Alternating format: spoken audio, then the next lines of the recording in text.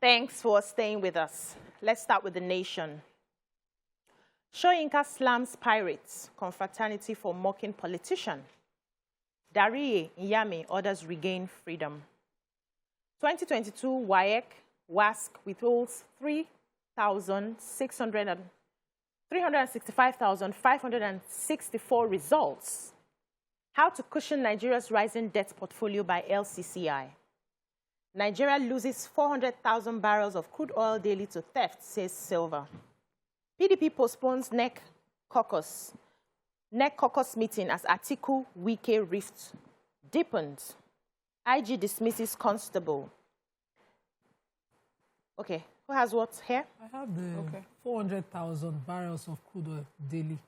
So the Minister for State for Petroleum, Timipre Silva, was visiting the governor of Imo State, and along with him was the Chief of Army Staff, Chief of Defense Staff, General Lucky Rabo, and some other dignitaries. And he was then addressing that OPEC quota for us has been 1.8 million barrels daily. We're only able to meet 1.4. And that one, the 400 missing, has been 400,000 missing on the 1.4 million barrels daily has been due to oil theft. This is huge, and the economic consequence of it is also very huge. It's serious, and it deserves serious concerns. So I read through, and carefully, I wanted to see what was being done, because this is who can do something. But he said that the solution to oil theft is not an Abuja issue. It is an issue that all stakeholders must join hands. And I would quickly just quote the governor agreeing with him. He said that there's need for serious cooperation among stakeholders, federal government, state government, the NNPC themselves, and host communities. The Minister for State was referring to host communities, being the ones who witness, pilfering of this oil through the pipelines and all of that, the crude through pipelines. But the governor addressed the issue that, everybody's hand must be on deck. The Minister for, Chief of Defense Staff also agreed with them. They talked about what they could be doing and the need for host communities to now start as the people to defend the oil wells within their communities. We passed a law where this was supposed to be an agreement, but the percentage continued to be an issue. And our guest yesterday was talking about sincere intentions at the negotiations. The communities were now saying the percentage you are giving and the pipeline rules that you are giving other communities, this is going to encourage grievances, and then people will start to not conform with the general will. So we need it to be a balanced. Talking about sincere intentions, the IGP of police yesterday dismissed Police Constable Liyomo Okoye. If we remember the viral video of a police officer that was using a machete to beat a Nigerian citizen.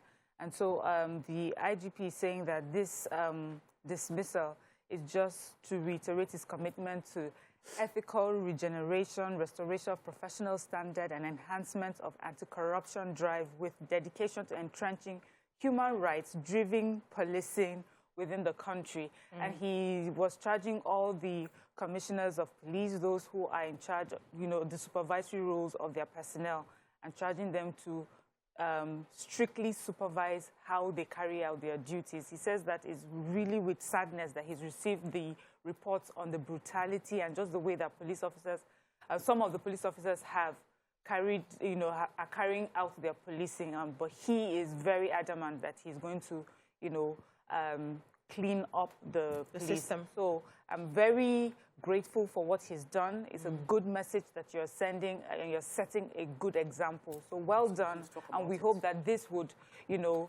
reflect eventually on how the rest of the police officers behave outside. Yes. So you have yes, I want a major headline.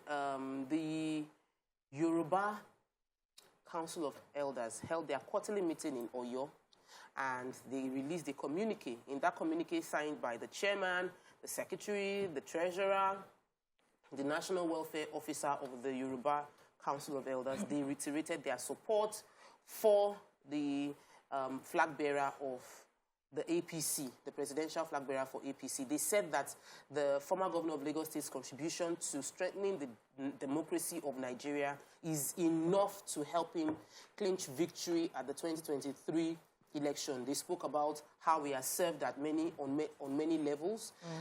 They also mentioned that they mentioned that his qualities, his achievements, make him an easy candidate, and they are putting their support, as the Yoruba Council of Elders are supporting the presidential bid of Asiwaju Bola Ahmed Tinubu.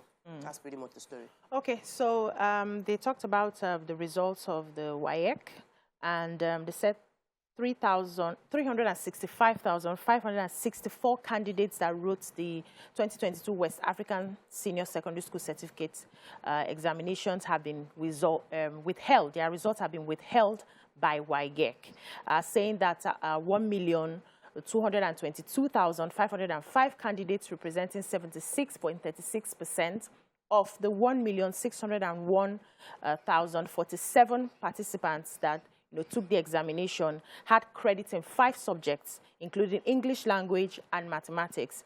And they talked about, in comparison with the result of last year, which was 2021, saying that this result was less than what they had last year in terms of people who passed the examinations. And one of the reasons they failed was a lot of reliance on their examination malpractice. They were buying fake papers, and by the time they got into the hall, they realized that the papers they bought that they relied on was fake, and so a lot of them failed. And they're calling out all those teachers and school owners that are aiding this malpractice. Yes, they need to fish them out, and they are not helping the educational system. So let's move on to The Punch. Peace talks suffer. Wike descends on Atiku's men. Nigeria, 3 others top World Bank debtors list. Shiites, security agents clash in Kaduna, 6 killed. Ondo Amotekun intercepts 168 invaders hiding under cows. Kidnappers kill 3, abduct women, children, senator's relative. Lagos Ibadan traffic, hoodlums create tunnel, extort desperate motorists. What stories do we have here? Somebody on agric budgets hits 874 billion. Food imports gulp 7.81 trillion. Who took that story? I want to take the tout story. Okay. So, Long Bridge is a part of the transfer from Ogun State into Lagos State when you are coming inward Berger. And because of the constructions by Julius Berger, there's been increase in traffic in that area.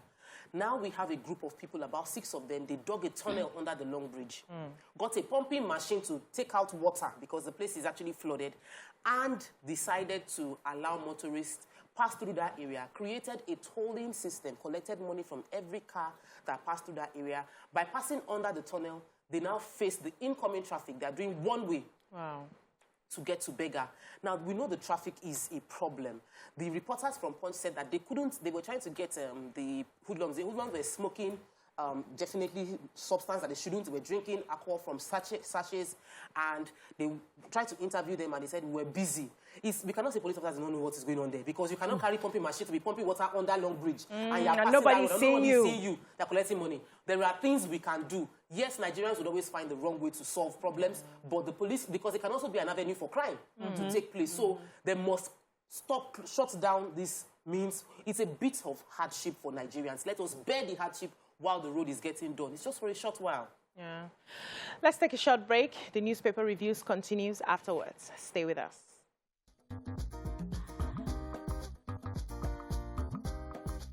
Stay tuned. Your View will be right back.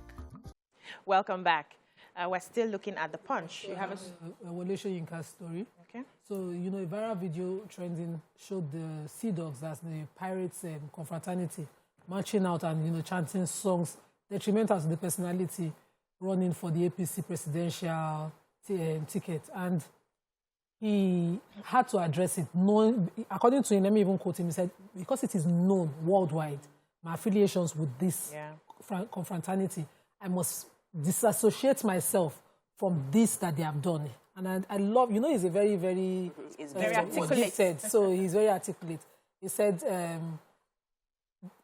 an interim statement, the display acidly targets a presidential candidate in the awaited 2023 elections. Since the whole world knows of my connection with the confraternity, I state in clear, unambiguous terms that I am not involved in that public performance nor in any way associated with the sentiments expressed in the song. He also said he's not aware that the confraternity has party affiliations now, and because he is no longer of such influence, so he will not tell them where their party affiliations and co should be. But he thinks that this sensibility, that the sensibilities as Africans not to do a thing like this is ingrained in us from our childhood. No, to distastefully talk about a person's frailties. He says to mock the person. He said, I am frankly appalled and I find it distasteful. I belong to a culture where we do not mock physical afflictions or disabilities of a person. He then says that he has a writer who he looked up to, who he called his ideological uncle, the Black Jacobin, C.L.R. James, who wrote the Black Jacobin and Beyond the Boundary and several other books, that this person had Parkinson's disease and they interacted, and even he lived well. He lived in Tanzania. They interacted politically. He continued to, to achieve things even with that disability that he suffered in his old age, and that he will not in any way support anything that mocks that kind of affliction. Okay, yeah. Unfortunately, I have to talk about the insecurity in our country. So on Sunday, it's been reported that in Taraba, Katsina, and Niger states, bandits had gone haywire again. So in Taraba State, they said that for 4 hours, these bandits came into their community, Bali, and they were shooting sporadically. And they did this for about 4 hours. They abducted so many people. Many of them were women that were abducted.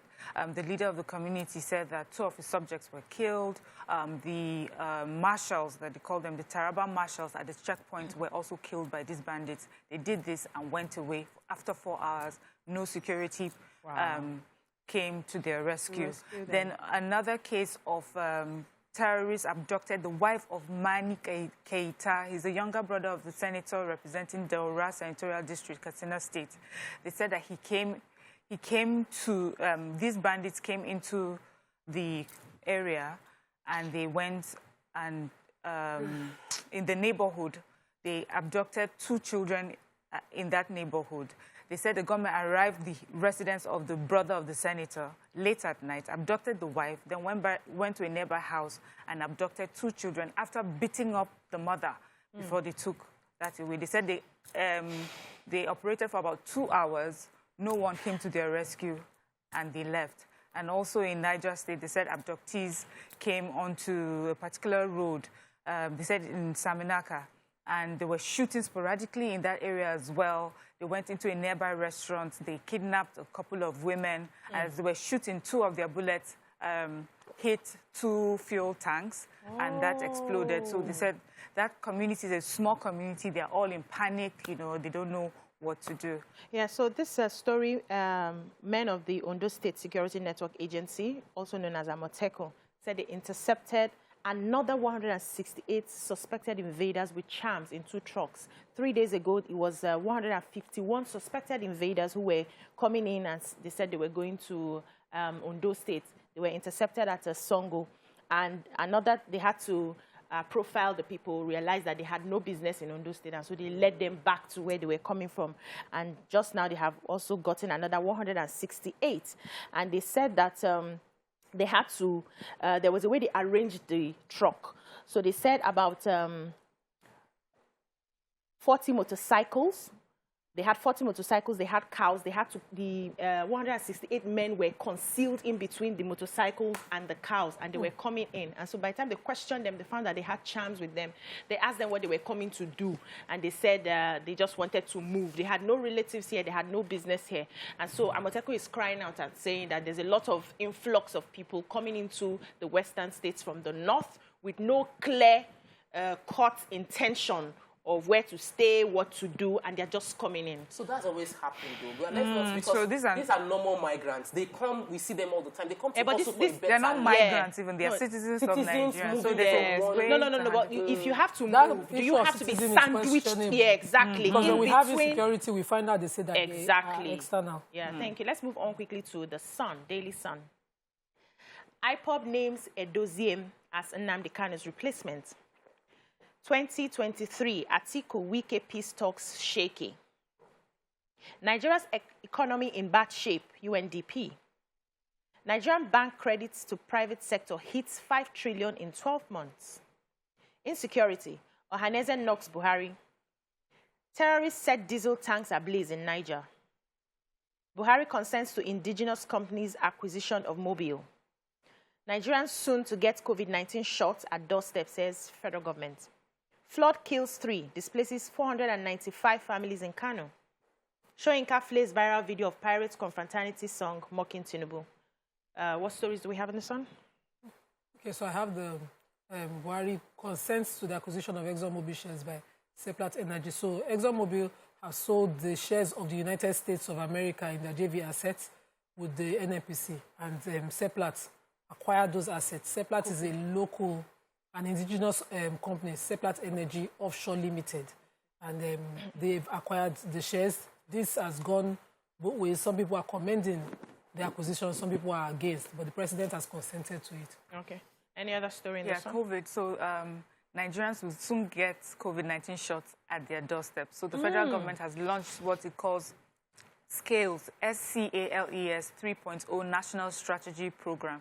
This is designed to facilitate COVID-19 vaccinations and other immunizations across the country using the platform of primary healthcare centers. And then eventually this would lead to, so you would go to your primary healthcare centers for vaccinations and immunizations, just like you do for the other vaccines. But with COVID, when they get to that point, they also hope that eventually they'll be able to go doorstep to doorstep, like they do with polio and other vaccines. So it's much closer to people. The SCALES 3.0 is just talking about the strategy that the government is using to make sure that these vaccinations and immunizations get to people wherever they are. And that's amazing. Quickly, Ohaneze Ndigbo is fuming, and they're asking President Muhammadu Buhari to find a solution to the widespread security threat across the country rather than blame Southeast leaders for the insecurity in their region. It says when insecurity happens in other parts of the country, nobody is saying those elders should talk to their people. But when it happens in the Southeast, that's what the president keeps saying. But he should take insecurity as a problem that is affecting everybody and deal with it, basically. An attack happened in Niger State. 2 diesel tankers were set ablaze. Yeah. Taking that. So let's quickly move on to the Vanguard. I'm fully in charge of Rivers, Wike tells adversaries. WAEC withholds 365,564 results. Federal government releases Dariye and Nyame from Kuje prison. UK Museum to return 72 looted Benin artifacts. Nigeria not meeting oil production quota. Federal government cries out. Man, LCCI to federal government. Rising debt, threatening economy. Blame federal government for Imo killing, says Ohaneze IPOB, ADF. What stories do we have in the Vanguard? Okay, so Dariye and, Joshua Dariye and Jolly Nyame are former governors of 2 northern states, Plateau and Taraba. Yes. They've been in detention since they were sentenced to jail for corruption, and they've been in detention. But presidential pardon has shot their release. They were released yesterday alongside 3 others who were released from other prisons. Wow. But we thank the Lord. I just want to say, I remember our outrage, picture, but obviously our outrage didn't mean anything. They've already been pardoned. They've been dailies. But the thing I'd like to see, I've seen their pictures before they went to prison. I'd like to see their pictures to see if they were actually in prison. Yeah, people said they did not look like they were in prison. Let me take the governor of Benue State story. We are not fighting corruption based on the president's action. The governor of Benue State has written to the president that he needs help in fighting insecurity within the state, and he's asking for the president to give permission to the newly established security outfit within Benue State called Benue State Community Volunteer Guards, inaugurated last week, to carry firearms. He discloses on Monday paying host to delegation from the Northern Christian Women's Coalition in Makurdi, and he said that they've created a legitimate process to recruit people into the security outfit, and the goal is to restore peace in the troubled parts of the state. So he's now asking the president that they would like the president to give permits to this new security outfit to be able to carry guns. He said, according to him, the volunteer guards were not established for political purpose ahead of 2023, but to help secure and protect the lives of citizens of Benue. All right, let's quickly move on to the Tribune, and I'll just highlight the stories that haven't been taken. Internal crisis forces PDP to postpone NEC. Minister, agency flex muzzle over sale of ExxonMobil shares to Seplat. Autumn writes Buhari, 6 firearm permits for newly established security outfit. I think that's the only story that we have not taken here. Who has that story? Bauchi, Gombe, Kano, Adamawa, Zamfara yet to domesticate Child Rights Act. Yeah. Which stories are we taking? So I'll take the UNICEF story. So the UNICEF congratulated Kebbi State government for signing into law the state's child rights bill passed by the state's House of Assembly, and they congratulated and commended them for being the 31st Nigerian state to do that so far. And that leaves Adamawa, Bauchi, Gombe, Kano, Zamfara, who are yet to pass that into law in their own state. And I hope that this will, I want to use this platform to call out to these states, why are you reluctant and hesitating on doing what is important for children? UNICEF puts in a lot of work to see that the rights of children are protected, and this bill goes a long way in ensuring that. And I feel that these states should not be seen to be lagging behind when it comes to matters of child's rights. Yeah. Thank you so much, ladies. That's all we can take on the newspaper segment. When we come back, we take a sponsored segment from the MTN Foundation. Stay with us.